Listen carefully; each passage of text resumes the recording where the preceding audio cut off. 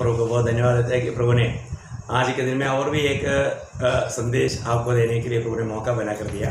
Praise Lord, परमेश्वराच्या नावाची स्तुती असो की आजच्या दिवसामध्ये पुन्हा एकदा प्रभूने त्याच्या नावाचा गौरव करण्याची संधी दिली।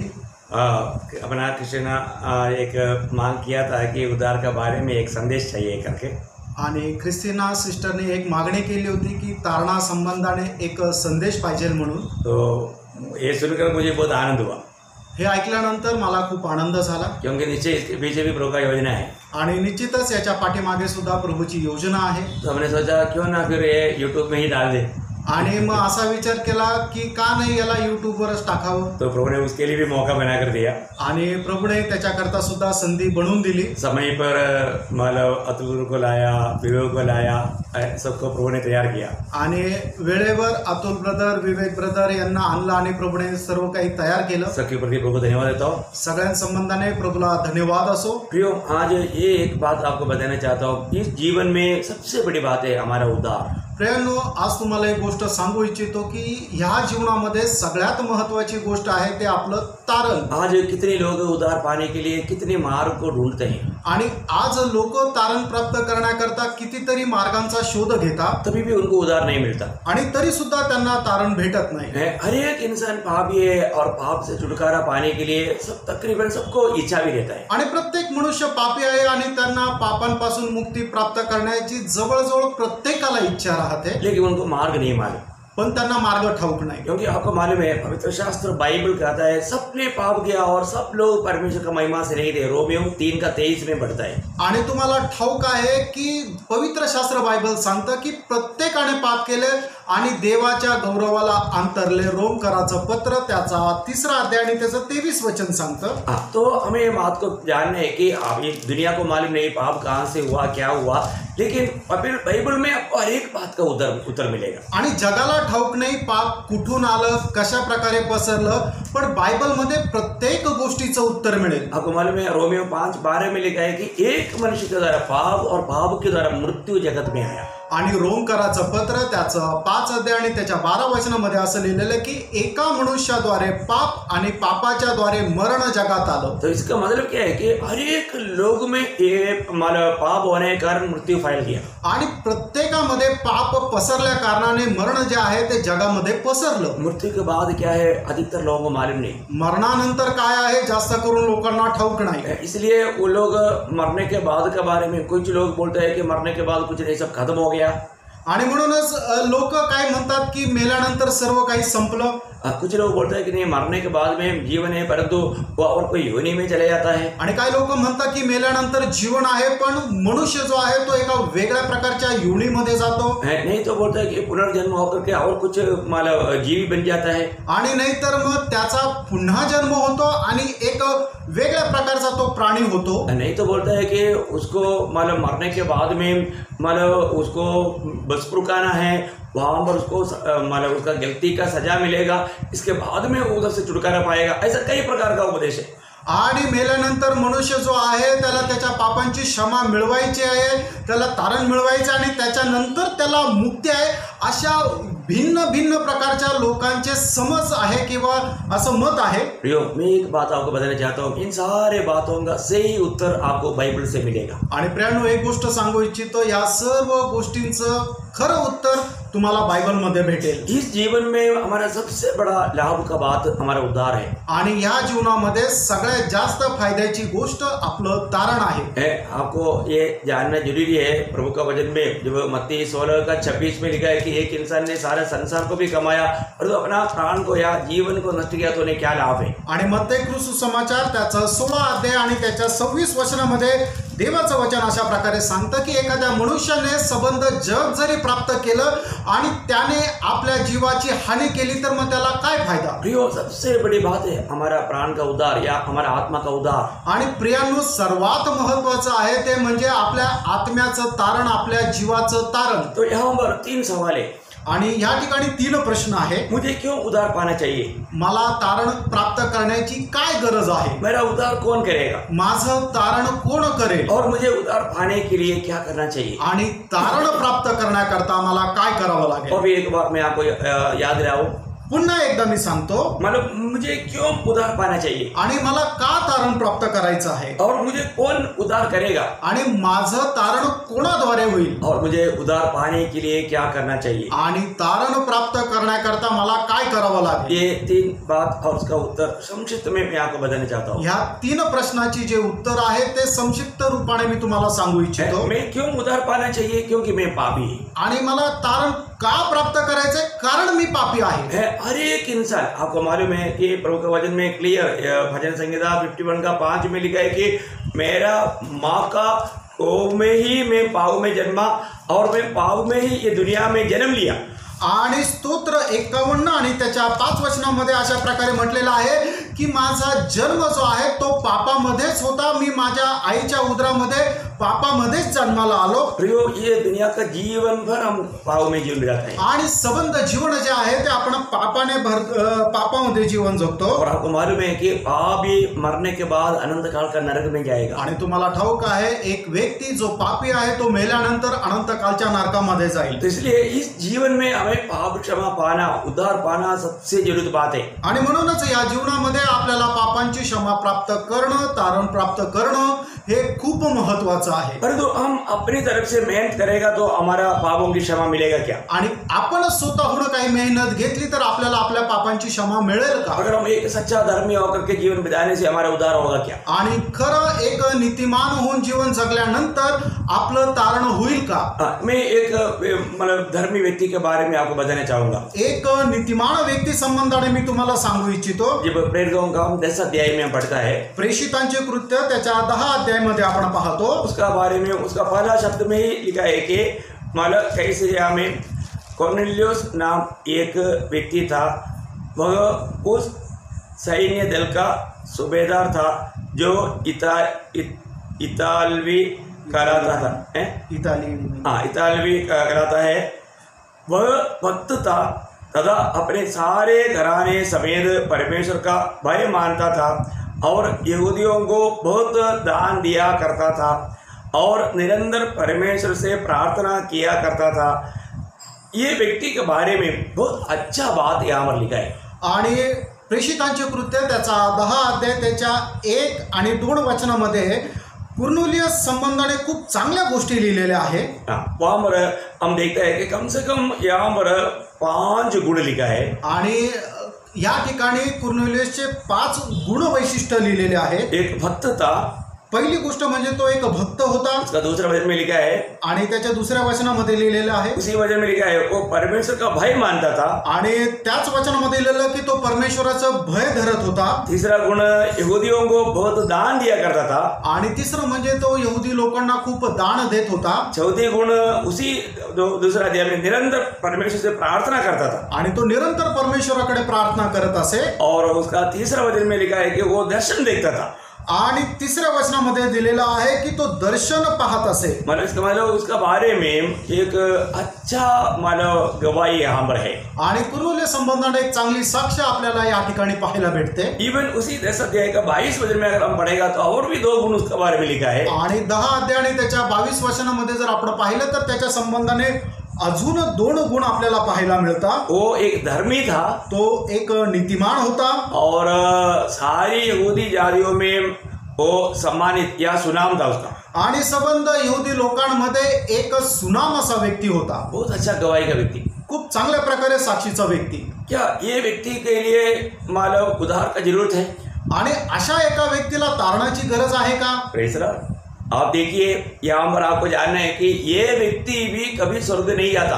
आणि हा व्यक्ती सुद्धा स्वर्गामध्ये जाऊ शकत नव्हता। अभी इस व्यक्ति को क्या संदेश मिला? आणि या व्यक्तीला संदेश काय मिळाला? उसका 10 अध्याय का 5 वचन में हम देखता है आणि 10 अध्याय त्याच्या 5 वचनामध्ये आपण पाहतो कि मानव अब कुछ व्यक्तियों को याफा भेजकर शमौन नाम एक व्यक्ति को जो पत्रोस भी कहलाता है बुला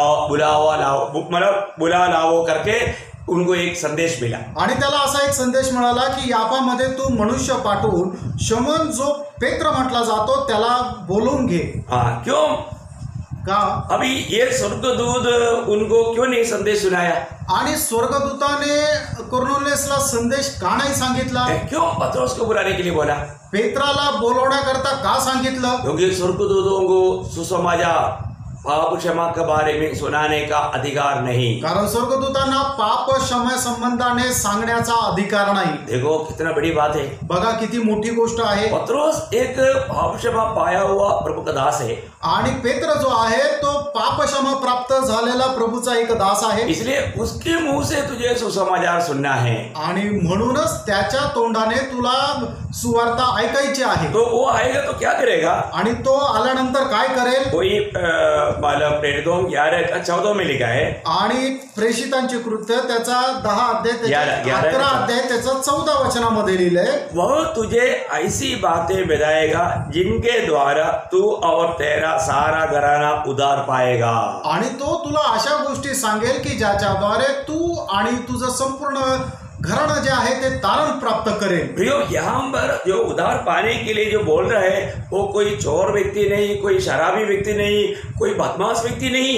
आणि या ठिकाणी ज्याला तारण प्राप्त करण्याची गरज आहे तो व्यक्ती काही चोर नाहीये, तो काही डाकू नाहीये किंवा तो एक दारुडा नाहीये। प्रियो, वो इतना एक भक्त मनुष्य था आणि तो एवढा एक भक्त असा पुरुष होता। क्या परमेश्वर को गिरती हुआ ऐसा भक्तों को भी उद्धार पाने के बारे में कहना चाहिए क्या? आणि परमेश्वराची काही चूक झाली का की अशा भक्त मनुष्याला सुद्धा तारण प्राप्त करायला सांगितलं? प्रियो, बहुत जरूरी बात है, प्रियांनो खूप महत्वाची गोष्ट आहे, क्योंकि प्रभु का वचन कहता है, कारण प्रभूचं वचन सांगतं पहला राजा 8 अध्याय का 46 वचन में, पहिले राजे त्याचा 8 अध्याय आणि त्याच्या 46 वचनामध्ये, ऐसा कोई मनुष्य नहीं जो पाप नहीं किया।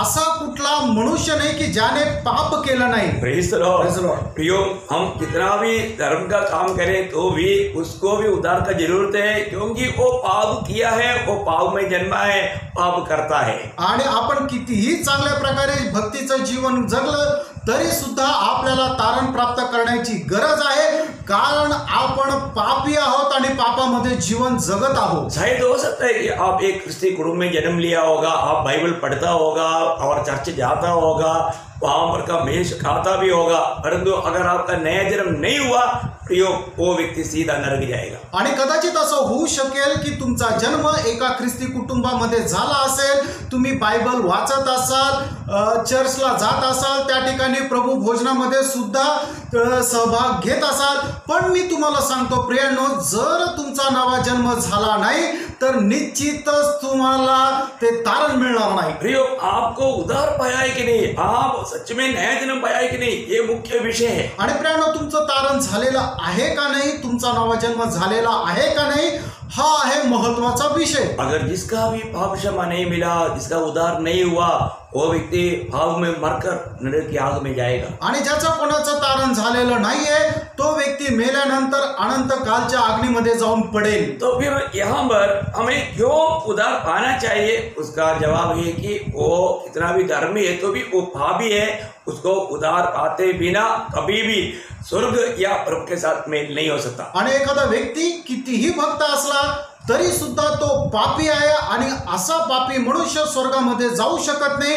म्हणूनच प्रत्येक मनुष्याला तारण प्राप्त करण्याची गरज आहे। फिर दूसरा सवाल ये था, आणि दुसरा प्रश्न हा होता कि मेरा उद्धार कौन करेगा, आणि माझं तारण कोण करेल? प्रियो, इस दुनिया में ऐसे बहुत महान लोग हैं, आणि प्रियांनो, या जगामध्ये खूप असे महान लोक आहेत, परंतु कोई भी व्यक्ति हमें उद्धार नहीं कर सकता। आणि कुठलाही मनुष्य आपलं तारण करू शकत नाही। इस दुनिया में हमें उद्धार पाने के लिए सिर्फ एकमात्र नाम और एकमात्र व्यक्ति है, जिसका नाम है प्रभु यीशु मसीह। आणि या जगामध्ये तारण प्राप्त करण्याकरता केवळ एकमात्र नाव, एकमात्र मनुष्य आहे, तो म्हणजे आहे प्रभू येशू ख्रिस्त।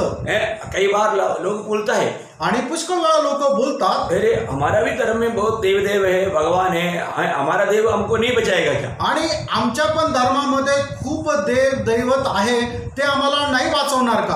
प्रभु का वचन बाइबल कहता है, प्रियांनो, प्रभूचं वचन बायबल असं सांगतं, प्रेरितों का 4 अध्याय का 12 वचन में, प्रेषितांचे कृत्य त्याचा 4 अध्याय आणि त्याच्या 12 वचनामध्ये, आकाश के नीचे मनुष्यों के बीच में उद्धार पाने के लिए एकमात्र नाम है, वो प्रभु यीशु मसीह का नाम है। आणि आकाशाच्या खाली आणि मनुष्याच्या मध्ये तारण प्राप्त करण्याकरता केवळ एकमात्र नाव आहे, ते म्हणजे प्रभू येशू ख्रिस्त ख्रिस्ताचं. देखो, इसके अलावा कोई नाम में पाप क्षमा नहीं. आणि या व्यतिरिक्त दुसऱ्या कुठल्याही नावामध्ये पापांची क्षमा नाही. यीशु नाम का अर्थ है हमें पाप से मुक्त करने वाला. आणि येशू या नावाचा अर्थ आहे आपल्याला पापांपासून मुक्ती देणारा. है ना. ये बात मत्ती 1:21 में लिखा है. आणि ही गोष्ट मत्ते त्याचा पहिला अध्याय 21 वचनामध्ये लिहिली. मैं एक बात आपको बताना चाहता हूँ. एक गोष्ट तुम्हाला सांगू इच्छितो. बाइबल कहता है कि आकाश के नीचे मनुष्यों के बीच में उद्धार पाने के लिए कई नामों में एक नाम है, ऐसा नहीं, एकमात्र नाम वो प्रभु यीशु मसीह का नाम है. आणि बायबल असं सांगतं, आकाशाच्या खाली आणि मनुष्याच्या मध्ये तारण प्राप्त करण्याकरता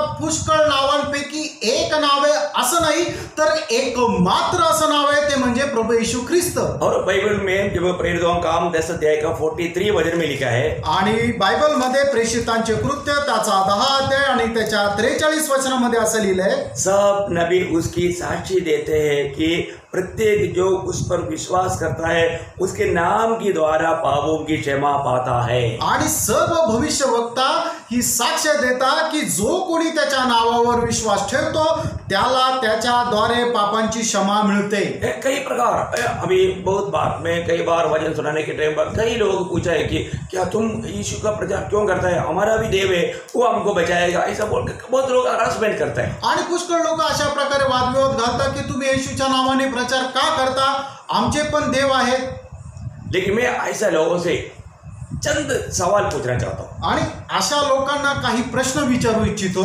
सबसे पहली बात, सगळ्यात पहिली गोष्ट, ये दुनिया में ऐसा कोई व्यक्ति है क्या कि पाप रहित होकर के जन्म लिया. आणि ह्या जगामध्ये कोणी असा एक व्यक्ती आहे का पाप विरहित असा त्याचा जन्म झाला. क्योंकि आपको मालूम है दुनिया में जो भी जन्मा है वो माँ बाप से जन्मा है. आणि या जगामध्ये ज्याचा कोणाचा जन्म झालेला आहे तो आई वडिलांच्या द्वारे झालेला आहे. शारीरिक संपर्क में जन्मा है आणि शारीरिक संबंधाद्वारे त्यांचा जन्म झाला आहे. परंतु इस दुनिया में एकमात्र व्यक्ति है कि स्त्री से जन्मा, उसका नाम है प्रभु यीशु मसीह, जो पाप रहित होकर के जन्मा. आणि या जगामध्ये केवळ एक मात्र असा व्यक्ती आहे की जो स्त्री पासून जन्मलेला आहे, जो कुमारी मरियम में पवित्र आत्मा के द्वारा जन्म लिया, पाप रहित होकर के जन्म लिया. आणि कुमारी मरियम मध्ये पवित्र आत्म्याच्या द्वारे त्याचा जन्म झाला आणि तो पाप विरहित असा जन्म झाला. और ये भविष्यवाणी था, वो भविष्यवाणी पूरा होकर के जन्म है. आणि ही भविष्यवाणी होती आणि ती भविष्यवाणी पूर्ण करत त्याचा जन्म झाला आहे. क्योंकि यशायाह 7:14 में लिखा है कि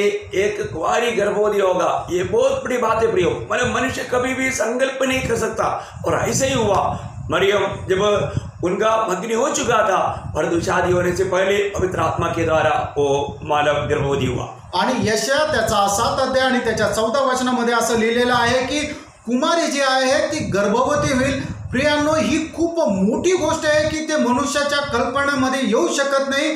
आणि कुमारी मरियम जी आहे तिचा साखरपुडा झाला होता, पण तिचं लग्न झालेलं नव्हतं आणि लग्नाच्या अगोदर पवित्र आत्म्याच्या द्वारे कुमारी मरियम जी आहे ती गर्भवती झाली. मैं बहुत से रेफरेंस अभी इस समय में लेकर के आपको बोलना नहीं चाहता, आणि खूप काही संदर्भ देऊन तुम्हाला मी नाही सांगू इच्छित, क्योंकि मतलब आपका समय बचाने के लिए आणि तुमचा वेळ वाचवण्याकरता. जिसको भी अगर मतलब पढ़ने की इच्छा है तो आप लूका का सुसमाचार पहले अध्याय का 35 से 38 तक पढ़ेगा तो ये सब बहुत सुंदर रीति में आपको मिलेगा. आणि कोणाला वाचण्याची इच्छा असेल तर लूका सुसमाचार त्याचा पहिला अध्याय 35 ते 38 वचनामध्ये हे लिहिलेलं आहे. मैं आपको बताना चाहता हूँ, तुम्हाला मी सांगू इच्छितो, वो पाप विरहित होकर के जन्म लिया. पाप विरहित असा त्याचा जन्म झाला. पापियों को बचाने वाला पाप विरहित होना चाहिए. आणि जो पाप्यांना वाचवतो सगळ्यात पहिले तो स्वतः पाप विरहित असला पाहिजे. और इतना ही नहीं, आणि एवढंच नाही, वो पाप विरहित होकर जीवन बिताया आणि त्याने पाप विरहित असं जीवन जगला. प्रभु जीवन काल में पूछा, मुझे कौन पाप के बारे में ज्ञान दोगे. आणि प्रभू ज्या वेळेला या जगामध्ये जिवंत होता त्यावेळेला त्यांनी लोकांना प्रश्न विचारला, कोण माझ्यावर दोष लावेल किंवा कोण मला पापी ठरवेल. प्रियो, प्रभु में कोई भी एक पाप भी नहीं दिखा पाया. आणि प्रभू मध्ये कोणीही एकही पाप सापडू शकलं नाही. ये दुनिया में ऐसा कौन व्यक्ति, कौन महान व्यक्ति ऐसा बोल सकता है. आणि या जगामध्ये कुठला असा महान व्यक्ती की जो असं बोलू शकेल. और तीसरी बात, तीसरी गोष्ट, ये दुनिया में ऐसा कोई व्यक्ति है क्या मैं मानव जाति का पाप को उड़ा ले जाने के लिए आया करके कहा. आणि या जगामध्ये असा कोणी व्यक्ती आहे का की जो असं म्हटला की मानव जातीचं पाप उचलण्याकरता मी आलो? प्रियो, हम देखते हैं कि प्रभु यीशु मसीह को ये दुनिया को पहचान कराने के लिए आया हुआ बपतिस्मा देने वाला यूहन्ना गवाही देता है। आणि आपण बायबल मध्ये पाहतो की प्रभू येशू ख्रिस्ताची ओळख करून करण्याकरता आलेला बाप्तिस्मा देणारा जो योहान आहे तो अशा प्रकारे म्हणतो, यूहन्ना का सुसमाचार पहला अध्याय का 29 वचन में, आणि योहान कृत सुसमाचार त्याचा पहिला अध्याय आणि त्याच्या 29 वचनामध्ये, देखो जगत की पाप को उड़ा ले जाने वाला परमेश्वर का मेमना। आणि पहा जगाचं पाप हरण करणारा परमेश्वराचा कोकरा। प्रभु यीशु मसीह सारे जगत की सारे पापियों का पाप उड़ा कर ले जाने के लिए दुनिया में आया। आणि प्रभू येशू ख्रिस्त संबंध जगाच्या संबंध पाप आपल्यावर घेण्याकरता आला। और वो स्वयं कहा मरकोस 10 अध्याय का 45 वचन में, आणि स्वतः तो असं म्हटला मार्क त्याचा 10 अध्याय त्याच्या 45 वचनामध्ये, मैं बहुतों का गठरी भरने के लिए आया। आणि पुष्कळांच्या खंडणी देण्याकरता मी आलो। बहुत बड़ी बात है प्रियो, खूप मोठी गोष्ट आहे। हमें पाप की छुटकारा देने के लिए, हमें पाप से बचाने के लिए, हमारा पाप का सजा उड़ाने के लिए प्रभु यीशु मसीह जगत में आया। आणि आपल्या पापाची खंडणी भरण्याकरता प्रभु येशू ख्रिस्त या जगामध्ये आला। और एक सवाल ये है, अजून एक प्रश्न हा आहे, दुनिया में जितना भी महान पुरुष हुआ है वो सब लोग मर गया तो खत्म कहानी।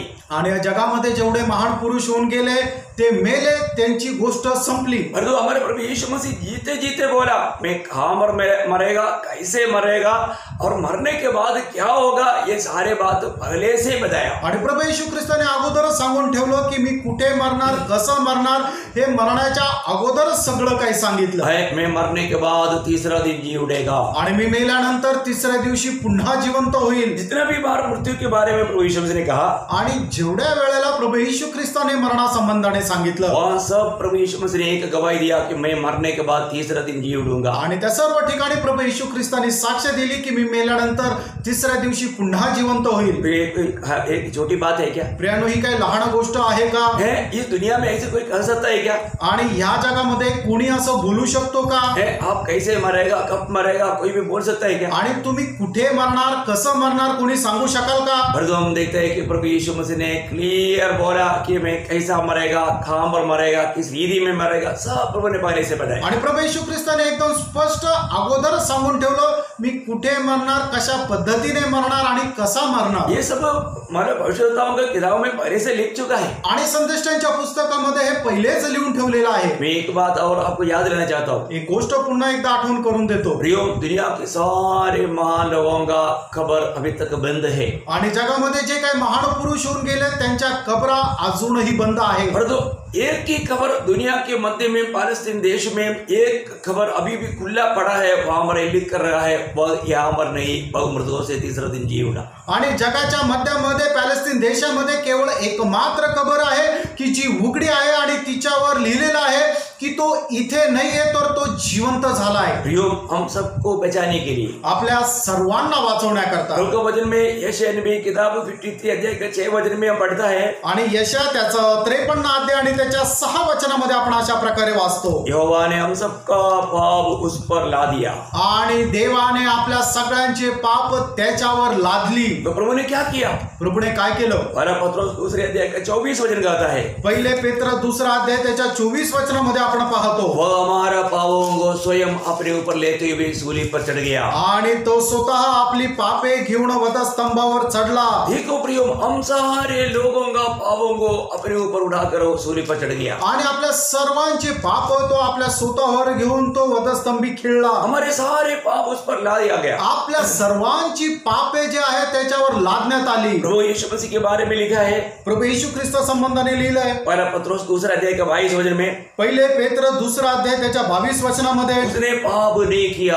आणि त्याने पाप केलं नाही, उसने कभी पाप नहीं किया। त्याने कधी पाप केलं नाही। पहला यूहन्ना 3:5 में लिखा है, पहिलं योहान 3 अध्याय 5 वचनामध्ये लिहिलंय, उसमें पाप नहीं था, त्याच्या ठाई पाप नव्हतं, उसमें पाप नहीं था। त्याच्या ठाई पाप नव्हतं। दूसरा कुरिन्थी 5:21 में लिखा है, दुसरे करंथीकराचं पत्र 5 अध्याय 21 वचनामध्ये लिहिलंय, वो पाप नहीं जानता था। आणि पाप त्याला ठाऊक नव्हतं. कितना अनोखी बात है प्रियो। केवढी अद्भुत अशी गोष्ट आहे. ऐसा कोई मनुष्य दुनिया में हुआ है क्या? आणि असा कुठला मनुष्य जगामध्ये झाला का? प्रियो, हमें उद्धार करने वाला उद्धारकर्ता कैसे होना चाहिए? आणि जो आपलं तारण करेल असा तारण करता कसा असला पाहिजे? वो एक भाव विरहित व्यक्ति होना चाहिए। आणि तो एक पाप विरहित असला पाहिजे. आपको मालूम है प्रभु यीशु मसीह के बारे में उस समय के लोगों ने क्या गवाही दिया? आणि प्रभू येशू ख्रिस्ता संबंधाने त्यावेळच्या लोकांनी काय साक्ष दिली तुम्हाला ठाऊक आहे का? सबसे बड़ी बात, जो प्रभु यीशु मसीह को पकड़वाने वाला इस्करियोत यहूदा ने क्या गवाही दी आपको मालूम? आणि सगळ्यात महत्वाची गोष्ट, त्याला पकडून देणाऱ्या इस्करियोत यहूदाने प्रभू येशू ख्रिस्ता संबंधाने काय साक्ष दिली? मत्ती 27 का 4 में हम पढ़ता है। मत्तई त्याचा 27 अध्याय आणि त्याच्या 4 वचनामध्ये आपण पाहतो, मैंने निर्दोष को पकड़वाया आणि निरपराध्याला मी पकडून दिलो. देखा, प्रभु यीशु मसीह के बारे में पकड़वाने वाला इस्करियोत यहूदा गवाही देता है कि मैं निर्दोष को पकड़वाया। आणि प्रभू येशू ख्रिस्ताला पकडून देणारा यहूदा अशा प्रकारे साक्ष देतो की एका निर्दोष व्यक्तीला मी पकडून दिलं. कितना भयंकर बात है प्रिय। केवढी भयंकर गोष्ट आहे. पकड़वाने वाला, वो धोखा देने वाला वो व्यक्ति भी बोलता है कि यीशु मसीह निर्दोष है। आणि पकडून देणारा, फसवणारा तो व्यक्ती सुद्धा असं म्हणतो की प्रभू येशू ख्रिस्त निर्दोष आहे. आपको मालूम है, बार बार प्रभु यीशु मसीह का न्याय किया हुआ उस समय का न्यायी पिलातुस, गवर्नर पिलातुस ने क्या गवाही दी आपको मालूम? आणि वारंवार प्रभू येशू ख्रिस्ताचा न्याय करणारा जो पिलात आहे, त्या पिलाताने काय साक्ष दिली प्रभू येशू ख्रिस्ता संबंधाने?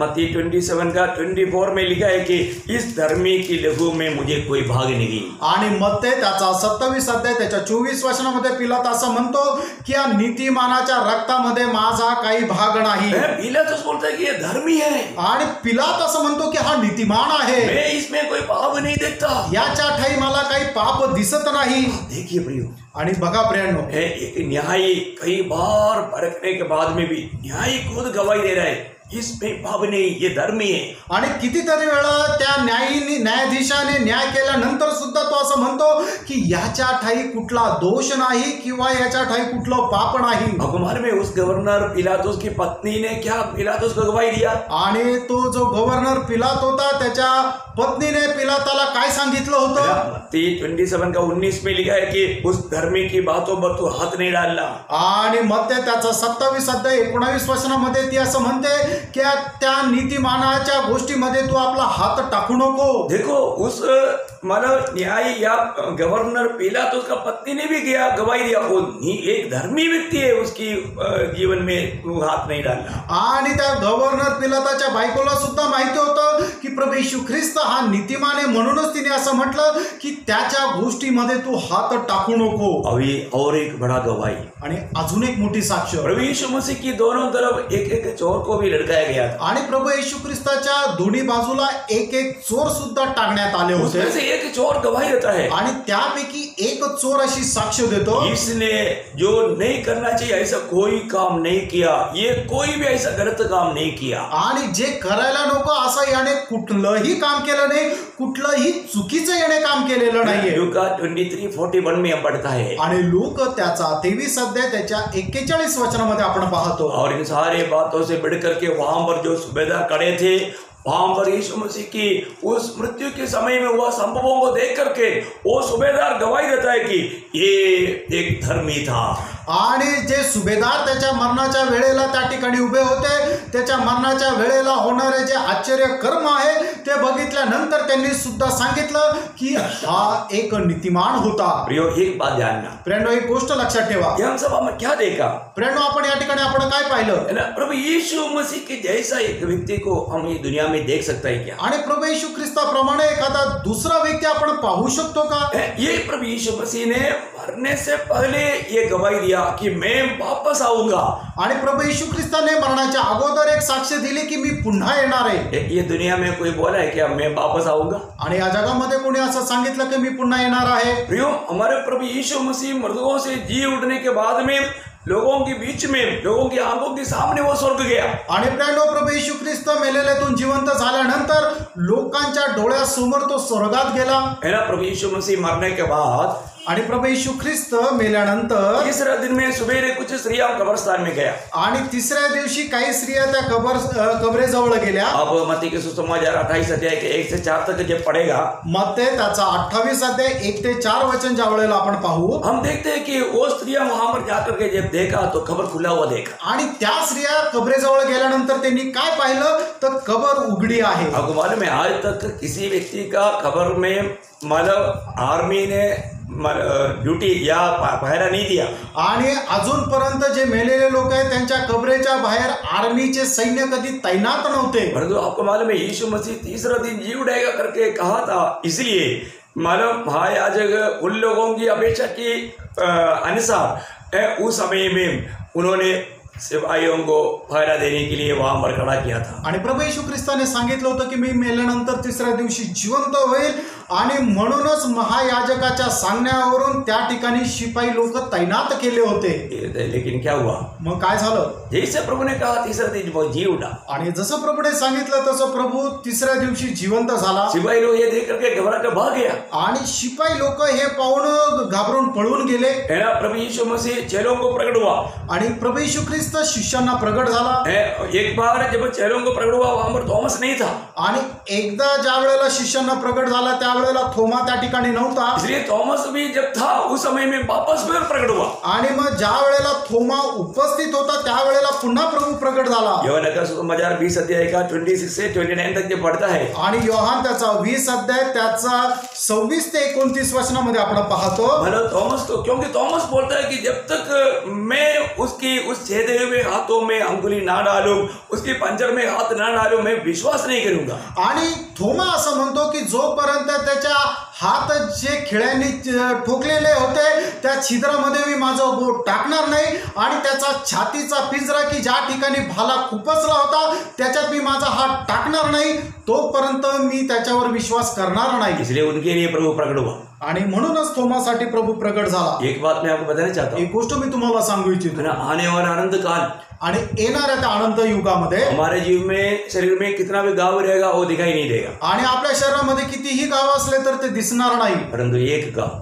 आणि एक गाव वो हमेशा दिखाई देगा, आणि तो नेहमी दिसेल, वो प्रभु यीशु मसीह का गाव है। आणि तो प्रभू येशू ख्रिस्ताचा तो घाव आहे। यीशु मसीह के हाथों में, भाव में जो घाव है, आणि प्रभू येशू ख्रिस्ताच्या हातामध्ये जो जखम आहे, भाव में भी जो घाव है, आणि हाथ और पाव, हात आणि पायामध्ये ज्या काय जखमा आहे वो हमेशा दिखाई देगा, आणि ते नेहमी दिसेल। प्रभु हमारे को कितना प्यार किया, आणि प्रभूने आपल्यावर किती प्रेम केलं, वो जी उठा आणि तो जिवंत झाला।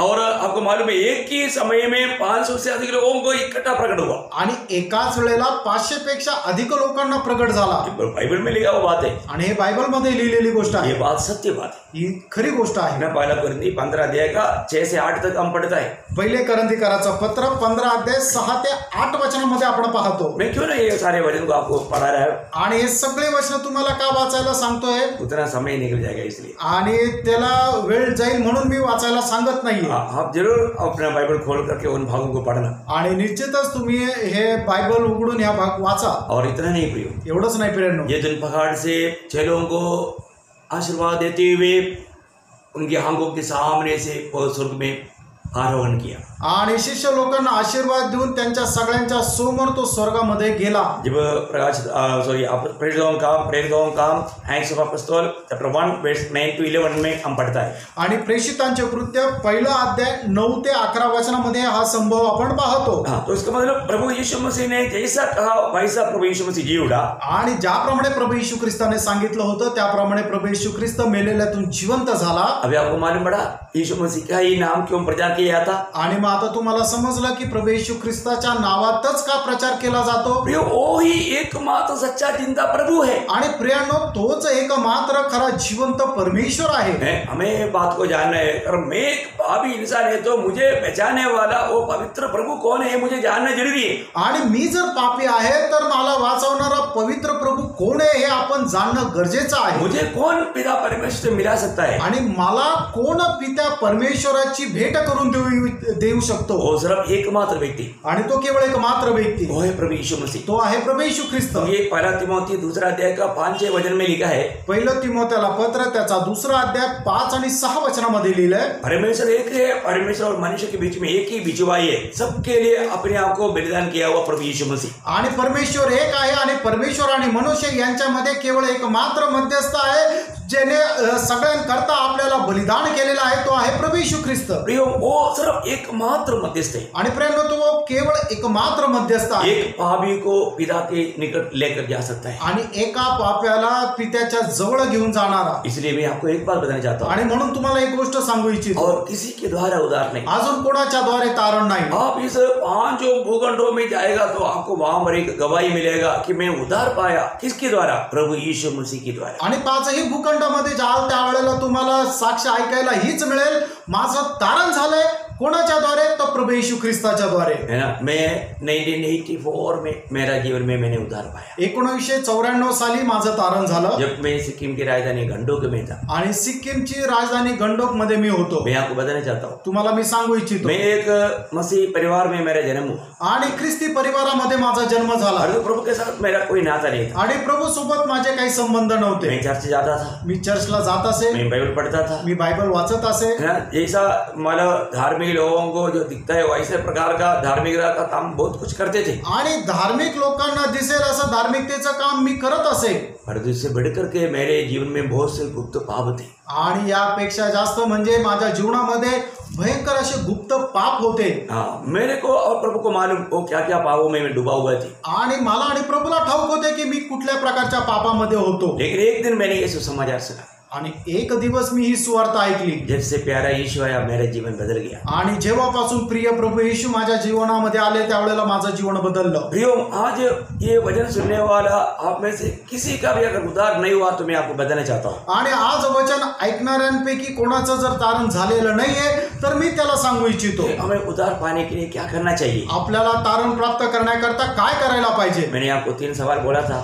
3 प्रश्न मी तुम्हाला सांगितले होते. मैं क्यों उधार पाना चाहिए, आणि तारण प्राप्त करण्याची मला गरज काय आहे. हमने देखा हम पापी है इसलिए हम उधार पाना चाहिए. आणि आपण पाहिलं की मनुष्य पापी आहे म्हणून त्याला तारण प्राप्त करण्याची गरज आहे. और मुझे कौन मेरा उधार करेगा. आणि माझं तारण कोण करेल. प्रियो, ये दुनिया में हमें उधार करने के लिए, हमें पाप से छुड़ाने के लिए, नरक की आग से बचाने के लिए आया हुआ एकमात्र व्यक्ती, एकमात्र नाम वो प्रभु यीशु मसीह. आणि प्रियानो, आपल्याला त्या नरकाच्या भयंकर आग्नीपासून वाचवण्याकरता, आपलं तारण करण्याकरता स्वर्ग सोडून आलेला केवळ एक मात्र व्यक्ती, तो म्हणजे प्रभु येशू ख्रिस्त आहे. आप कितना भी धर्मी व्यक्ति क्यों ना हो, तुम्ही कितीही नीतिमान असा, आपके ऊपर एक लेख है कि आप पापी है और नरक के लिए नियुक्त है. आणि तुमच्यावर एक लेख आहे, तुम्ही पापी आहात आणि तुम्ही नरकाकरता नियुक्त आहात. इस लेबल हटाने वाला एकमात्र व्यक्ति प्रभु यीशु मसीह है और उसकी पवित्र लहू है.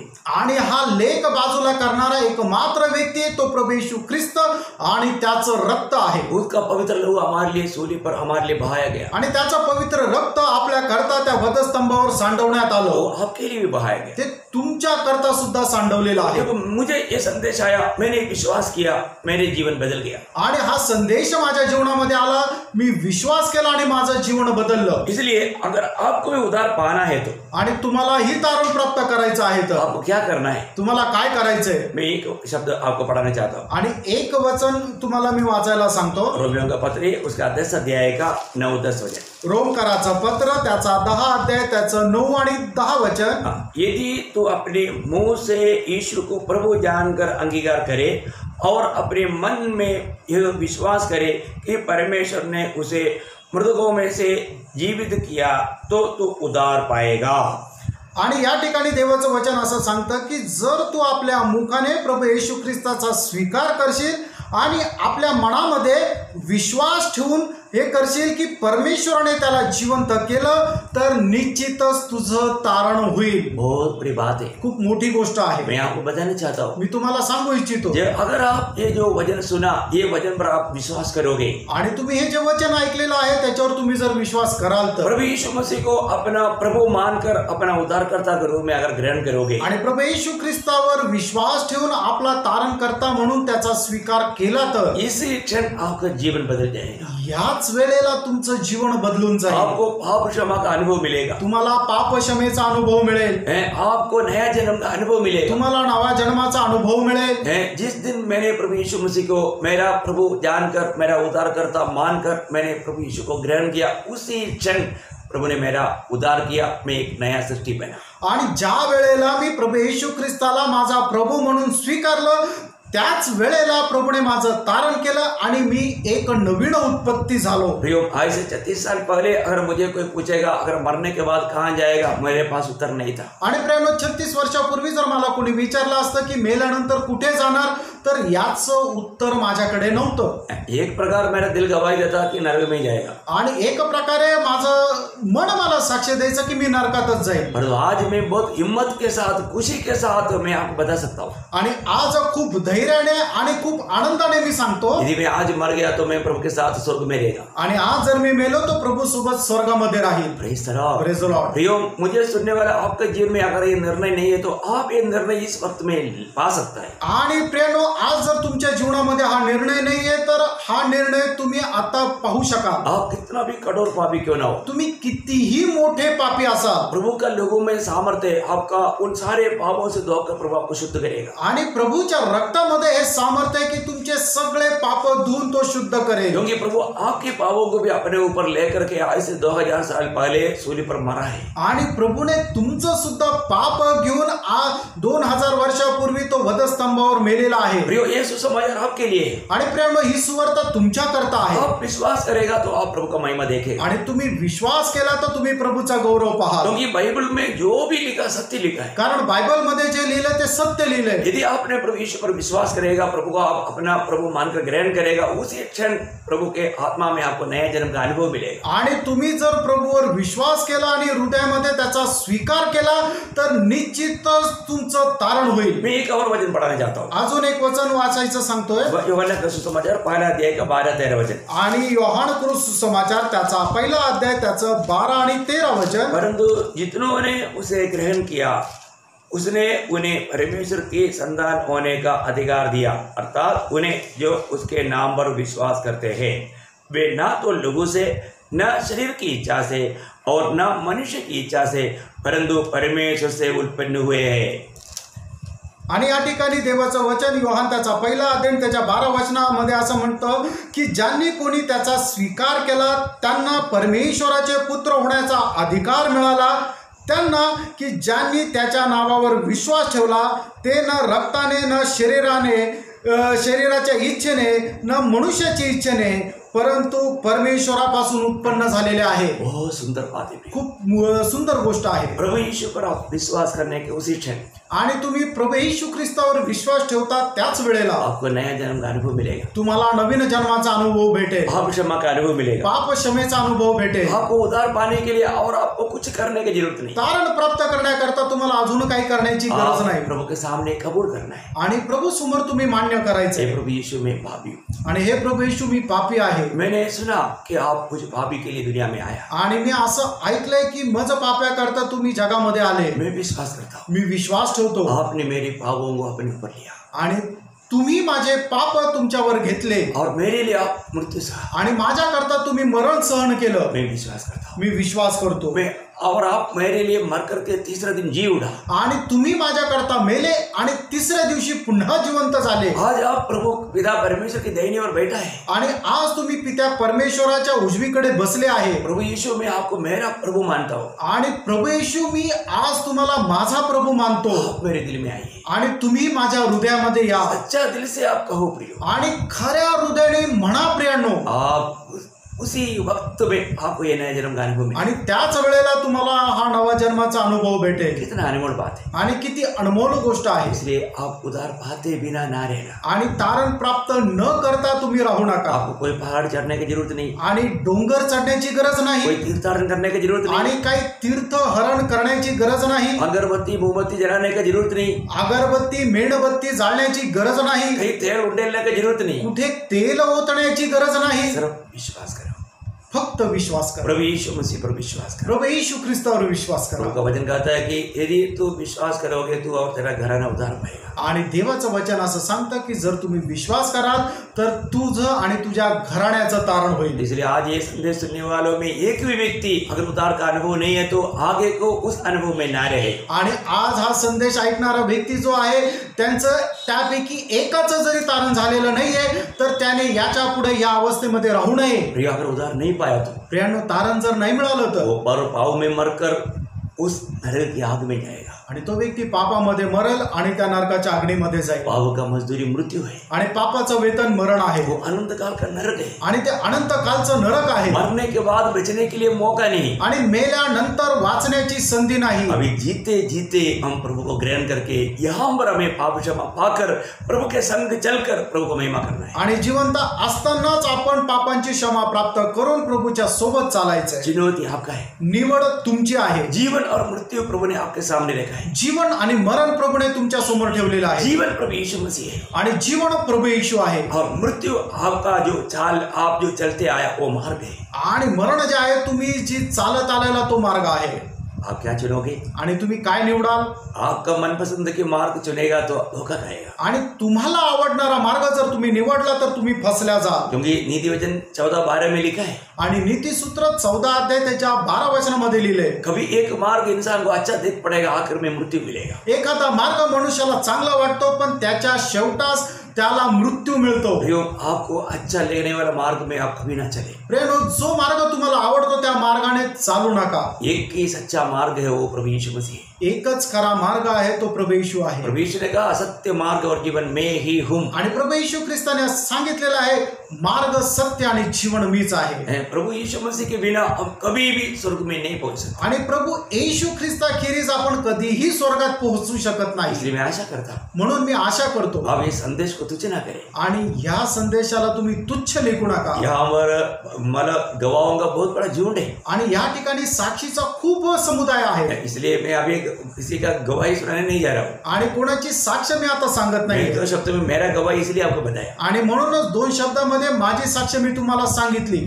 आज हम अनंत जीवन यहाँ पर पा करके उस जीवन में हमें जीना है। आणि सार्वकालिक जीवन आता आपण प्राप्त करून त्या जीवनामध्ये आपण जगायचं आहे। प्रभु यीशु मसीह हमारा जीवन बच जाना है। आणि प्रभू येशू ख्रिस्त आपलं जीवन व्हायला पाहिजे। इसके लिए प्रभु आपको बुला रहा है। त्याच्याकरता प्रभू तुम्हाला बोलवत आहे। प्रभु यीशु मसीह आपके लिए मरा आणि प्रभू येशू ख्रिस्त तुमच्या करता मेला। आपको ये मालूम नहीं था, तुम्हाला हे माहित नव्हतं, परंतु प्रियो आप ये विश्वास कर। आणि प्रियांनो, तुम्ही हा विश्वास करा। और किसी के द्वारा उद्धार नहीं, अजून कोणाच्या द्वारे तारण नाही। तो मैं आशा करता हूँ मी आशा करतो आज आप प्रभु यीशु को दिल दोगे आणि तुम्ही आज प्रभू येशूला हृदय द्याल। आगे प्रभु के संग आप चलोगे आणि पुढे प्रभू सोबत चाला और एक आशा भरा जीवन बिता पाओगे। आणि एक आशेने भरलेलं जीवन जगू शकाल। आपका मृत्यु के बाद क्या है करके पूछने वालों को आप हिम्मत के साथ जवाब दे पाओगे। आणि मेल्यानंतर काय जीवन आहे हे तुम्हाला विचारलेल्या लोकांना धैर्याने तुम्ही उत्तर देऊ शकाल। प्रभु आपको सहायता करे, प्रभू तुम्हाला सहाय्य करो, प्रभु को महिमा मिले, प्रभूचा गौरव असो प्रभु का अनुग्रह आप सबके साथ। आणि प्रभूची कृपा तुमच्या सगळ्यांसोबत असो। आमीन। आमेन।